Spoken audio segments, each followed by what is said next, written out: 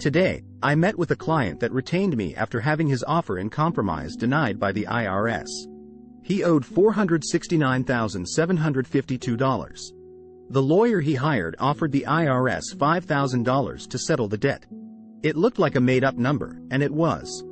In the 5 minutes to review the paperwork that was submitted to IRS, I could have told the client it would have been denied. He wasted time and thousands of dollars he paid this lawyer. Are you among the many people who owe money to the IRS? Are you being told by companies that they can settle your debt for a small percentage of what you owe? Think again. The IRS has an Offer in Compromise (OIC) program. This program allows taxpayers unable to pay their full tax debt to negotiate a smaller amount. However, this process is not as simple as negotiating a small number. To determine the amount of your OIC, the IRS will analyze your income, expenses, and assets. They will consider all aspects of your financial situation before deciding on an amount that you can pay.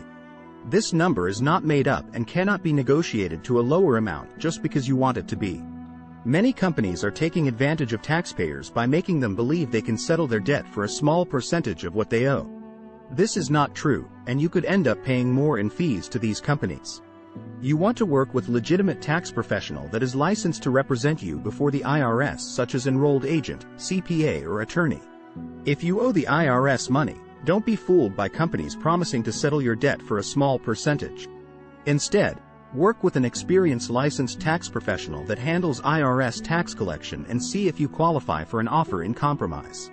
Remember, this process is not simple, but it is an option for those struggling to pay their tax debt. Take control of your tax debt today and work with the IRS to find a solution that works for you. If you like a free no-obligation tax strategy session with our team, head over to taxdebtconsultant.com and Carlos Samanigo and his team are ready to help.